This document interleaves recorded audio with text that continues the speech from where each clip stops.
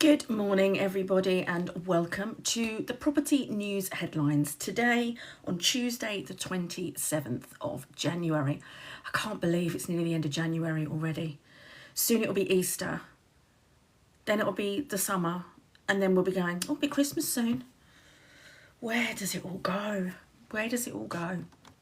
So let's start with the news headlines. So I'm going to jump straight in with ITV News. Now, the headline here is families of Surrey police officers told to leave forced housing to make way for new recruits. So this story is talking about currently serving Surrey police officers being served Section 21s to vacate their property in order to allow new recruits to then have housing. Some serving police officers and their families fear they could be left without a home after being told they must leave force-owned accommodation by the 1st of May to make way for new recruits. I think the 1st of May is significant because obviously that's when the Renters' Rights Act comes in. However, there are grounds under the Renters' Rights Act which would facilitate this move, and that is when the property is needed or it's like tied accommodation, so you only get the accommodation if you have a specific job with the employer. So there is grounds to evict. But anyway, the article goes on to say that Surrey Police have used Section 21 no-fault eviction letters dated the 19th of January. They say the properties have historically been provided as part of their employment with Surrey Police and that they understood the accommodation would remain available through the duration of their service. This was the case for James Bales and his partner, who has served as an officer for 13 years. They are already beginning to look for new homes out of fear that their family will be made homeless. It's very dramatic, and I understand. I mean, I was married to a squaddy for many years and we had army accommodation. We had a house in North London that was army. But I get it. You know, you think you've got a home for life or at least the term of their service, and then all of a sudden you don't. But on a policeman's salary, they're not going to struggle to find somewhere to live. Do you know what I mean? So it's not as dramatic. It's more of an inconvenience, personally, I feel.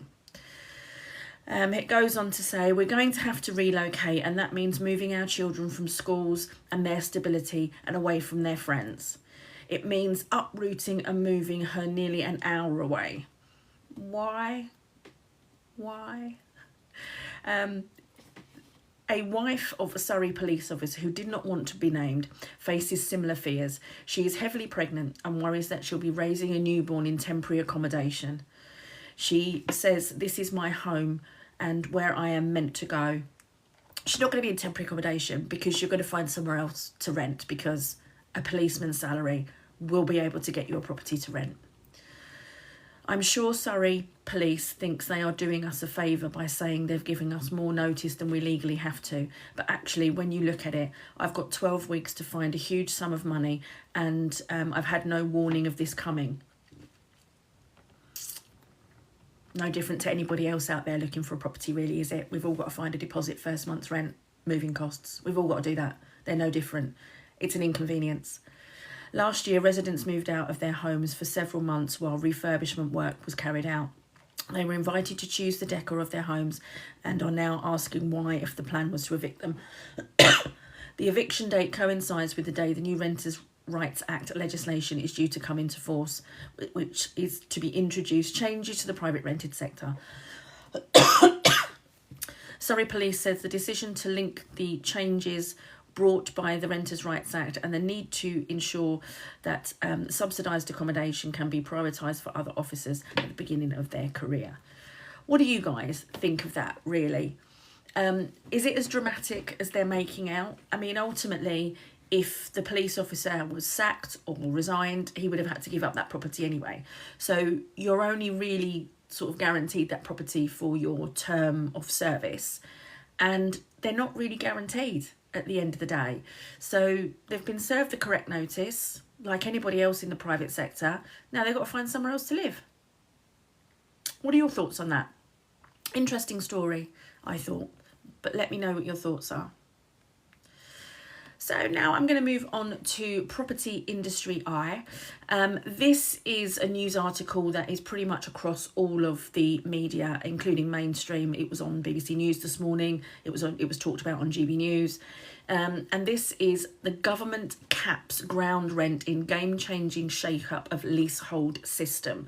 So this isn't happening immediately. This is part of the Commonwealth leasehold bill that's a draft at the moment going through Parliament.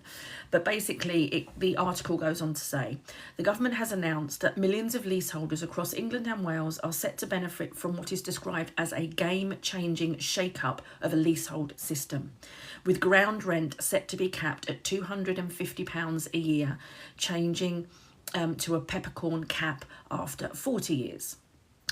Making the announcement in a video on TikTok this morning, Prime Minister Keir Starmer sets out how the cap will save some families hundreds of pounds as the cost of living in a single most important issue across the country.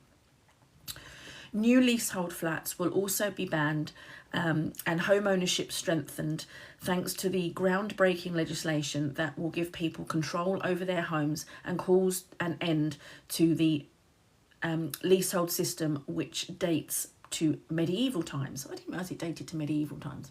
I'm really sure about that.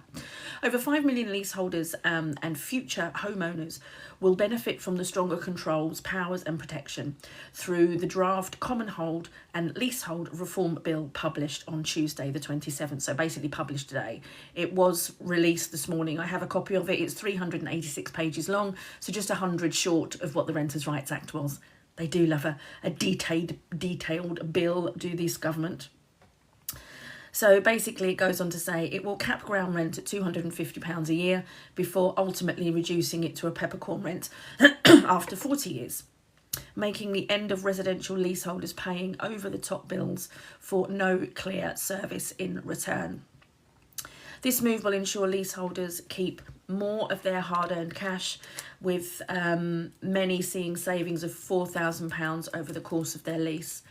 What do you think about that? And what do you think about the Prime Minister actually doing this as a video on TikTok rather than like a press statement or something like that? A video on TikTok. Not everybody is on TikTok. Certainly, you know, there's probably an older generation that don't even know what that is. It's, you know, it's the noise the clock makes. What are you talking about? So I don't know whether a video on TikTok was necessarily the way forward. The article goes on to say Secretary of State for Housing Steve Reed commented, if you own a flat, you could be forced to pay ground rents that can be completely unaffordable. We said we'd be on the side of the leaseholders, which is why today we are capping ground rent, helping millions of leaseholders by saving them money and giving them control over their home. I mean, realistically, I don't think it's the ground rent that's the problem. I think it's service charge that needs to be addressed more dramatically. Ground rents do tend to be minimal compared to service charges, because we had a few years ago, we had the double increase on service charge, which was written into the leases, really like small print, that the service charge would double every so often. So there was a lot of people that got caught out by that. But I think service charges is something that needs to be addressed more strongly than ground rent. Do I think that the government are doing low-hanging fruit rather than actually putting the work in? Yes. Ultimately, they've only got a few more years left in term, unless, of course, somebody challenges Keir Starmer's post, which I hope they do. But yeah, is this something that affects you, leasehold? Are you a leaseholder? Are you a freeholder? Is this going to have a direct effect on anything specific for you? Cheaper ground rent is always good, but like I say, I do think it's the service charge that needs to be addressed first. Now I'm going to move on to Property Reporter. Landlords slow to embrace pet-friendly lettings as renters' rights reform approaches. Only 8.2% of rental listings in England are currently advertised as pet-friendly, despite new legal rights for tenants to request a pet. Now, first of all, they're not new legal rights. They're not in force yet. That's the 1st of May, and it's not really that different. It's just making it more formal, to be honest with you. Oh, I've got a question. Following all the changes in the PRS, any advice for landlords that's lost the will to live? Don't lose the will to live. I mean, I get it. I do. I think realistically, I suppose it's easy for me. I've read that bill inside out. I know it intimately. There's not anything that's that dramatic.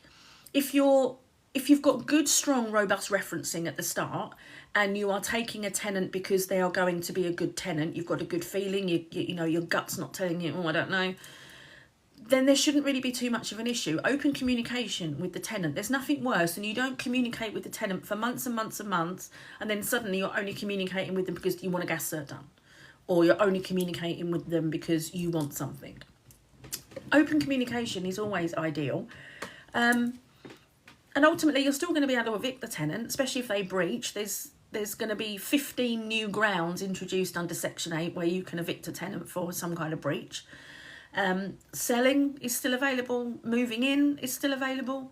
So what is it that you've lost the will to live over? What is it that's causing you that pain?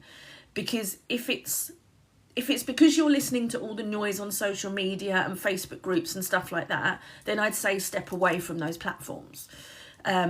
But tell me exactly what it is that you've lost the will for, because up to today, we have 169 acts and 402 regulations that govern the private rented sector.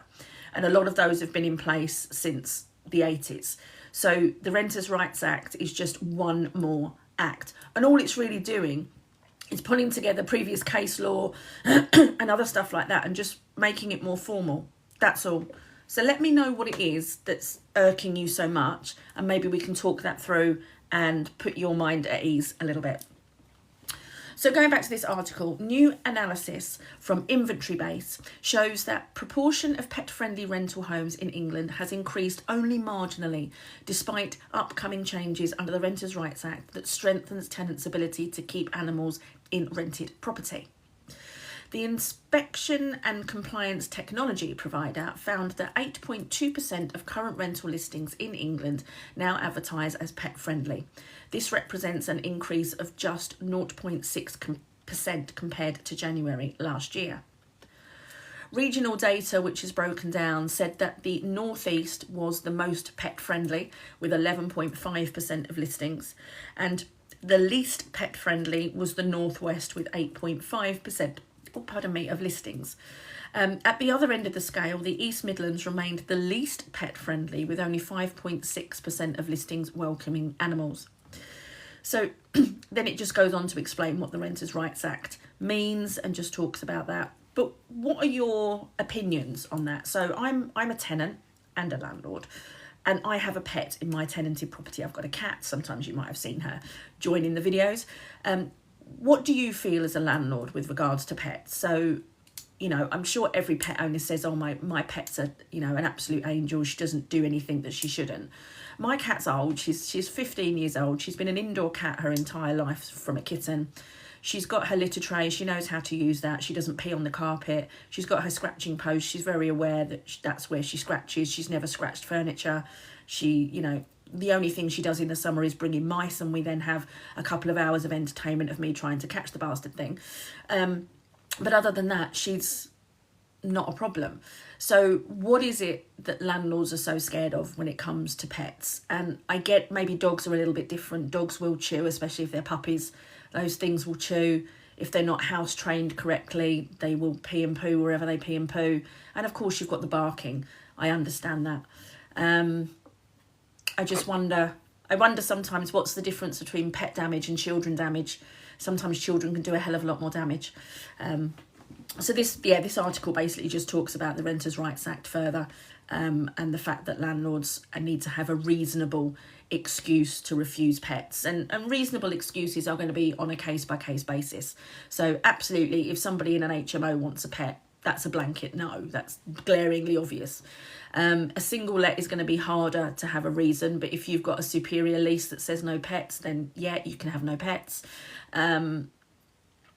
If the size of the dog versus the size of the property is going to be a problem, so a Great Dane will not fit in a studio flat, that would be a perfectly reasonable reason to say no. So just interested really what the reluctance is Maybe it's the deposits as well, because obviously deposits are only 5 weeks, which is not a lot of money from they don't pay the last month's rent and you've got damage. There's not a lot of money to play with there. And also a lot of the times the deposit services don't side with the landlord despite the overwhelming evidence that the damage was done. So I wonder if there's an issue there, maybe. I don't know. So I'm going to move on to Property Investor Today.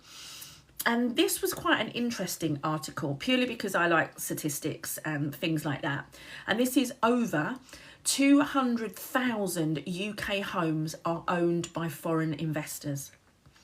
Some 202,568 homes are registered across England and Wales with an overseas correspondence address. Unsurprisingly, London is home to the highest number of internationally owned homes, accounting for 33.9%. The south follows with 17.2%, while the northwest ranks third with 15.9%. Hong Kong buyers are the most prominent, accounting for 13.8% of internationally owned homes in England and Wales. Other nations to rank within the top 5 were Singapore, United States, United Arab Emirates, China, Malaysia, Ireland, Australia, Kuwait and Saudi Arabia. As well as accounting for a large proportion of internationally owned homes in England and Wales, Hong Kong buyers are the most prominent nationally across London, the North West and West Midlands, Yorkshire and Humber. Hong Kong nationals accounting for the large proportion of owned homes within the capital, accounting for 18.7%, which is basically just under 70,000 homes. It's interesting, isn't it, when you think, are these then occupied properties or are they sitting empty as assets on somebody's asset book? It would be interesting to drill down a little bit more into that. So the data came from Enos Global. I'm going to go on their website and see if there's anything more that I can find on there.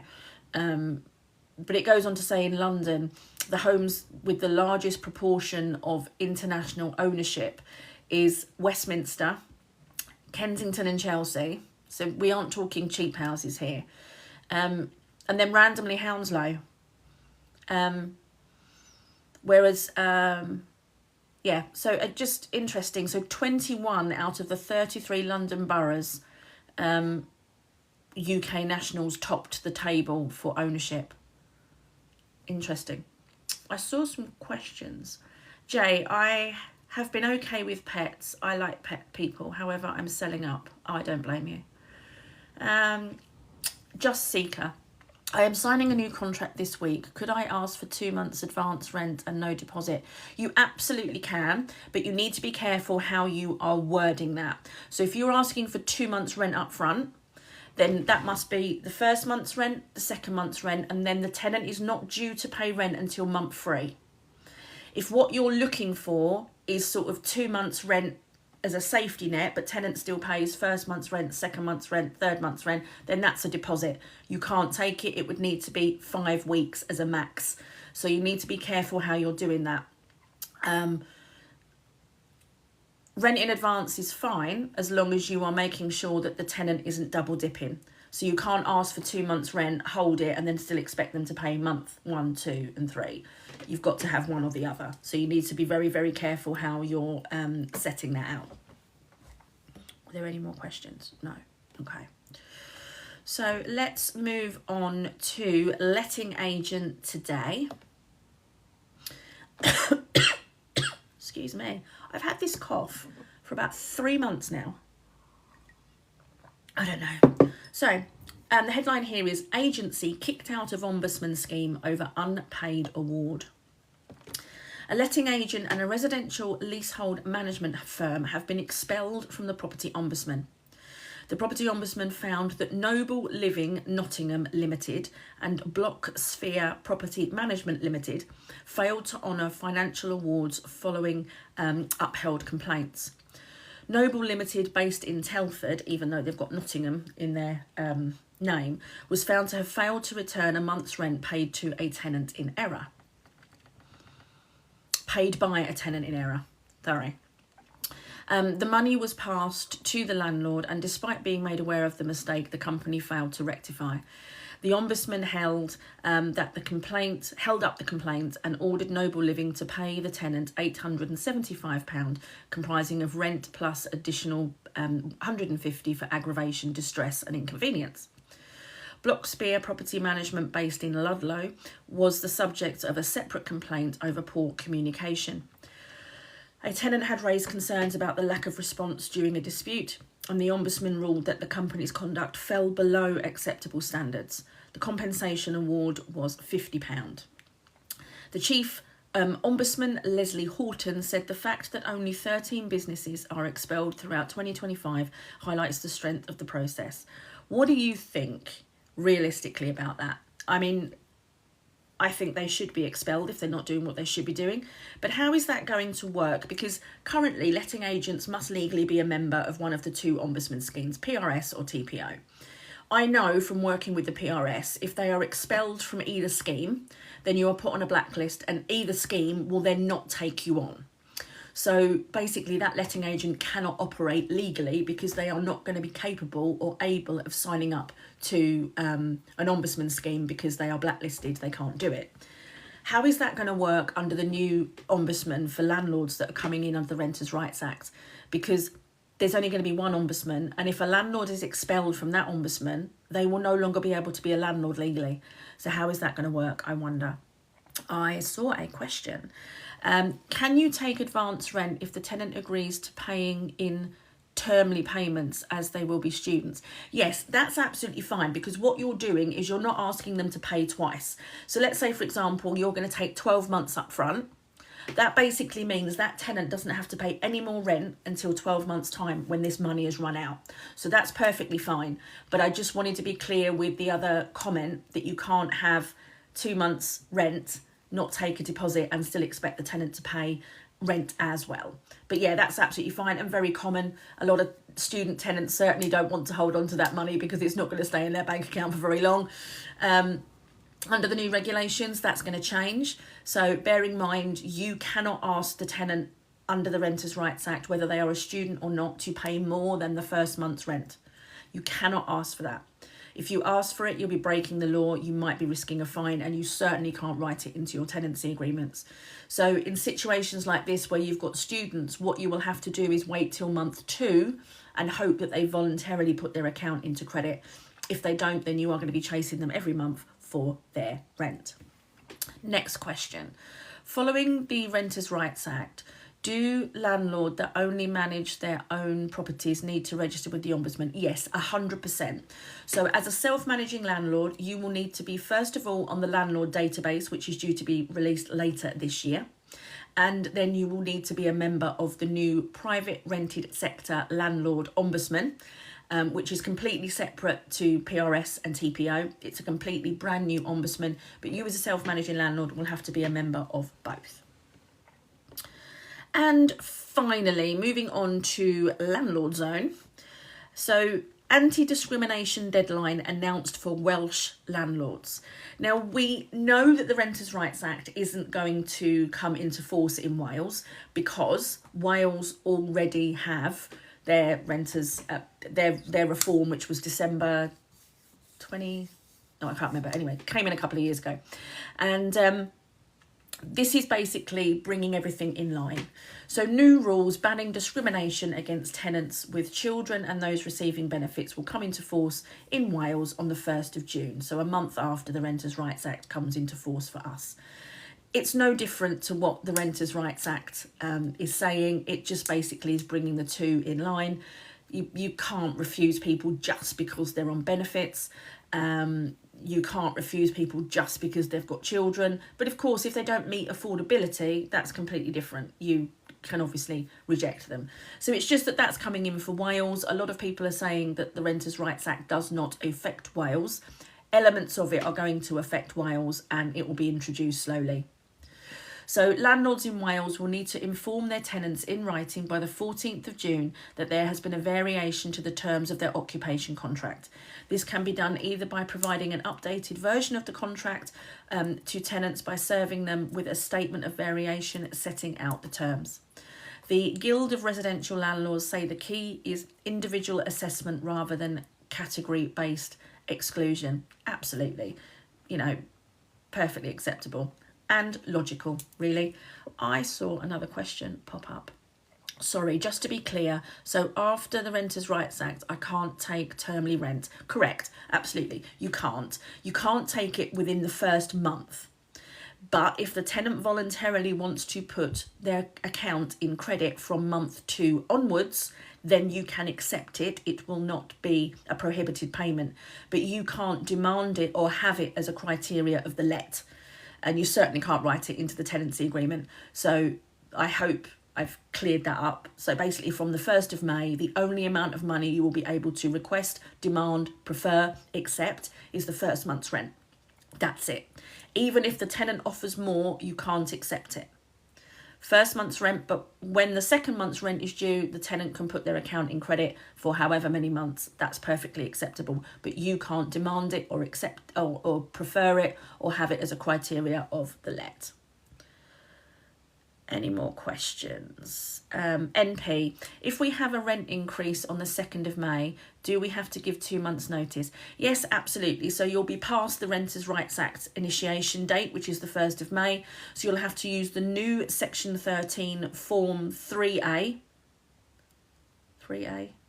It's a new Section 13 form. You'll only be able to use it. That's the only form you'll be able to use. Let me get that in English.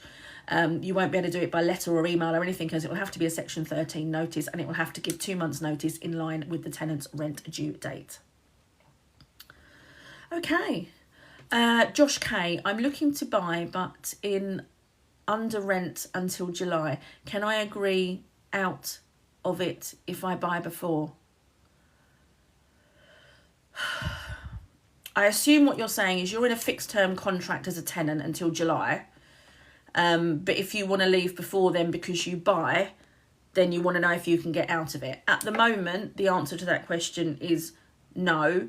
But once the Renters' Rights Act comes in on the 1st of May, your fixed term will automatically disappear and you'll be on a monthly rolling contract. So from the 1st of May onwards, you'll be able to give 2 months notice at any point.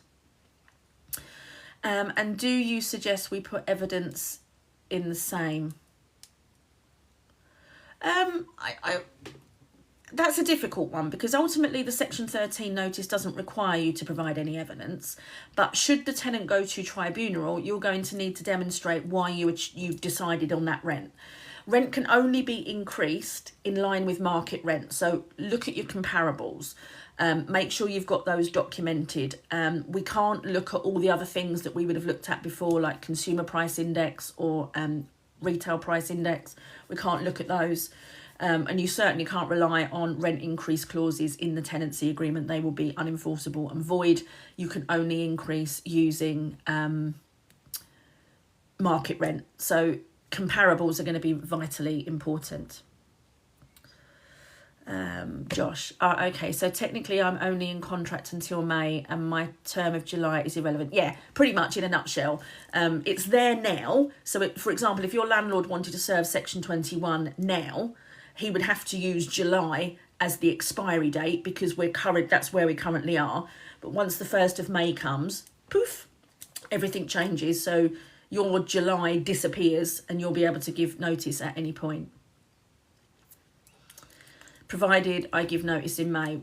It's up to you. If you haven't found a property to rent in May, then to buy in May, then don't give notice. Only give notice, obviously, once you're a bit more secure in knowing where you're moving forward. Okay. Any more questions? I love all these people that are asking me to have them as co-hosts. No, spy show. I don't know what I'd do with a co-host. Interesting. Fabulous. If that's it, we are almost on the half an hour button.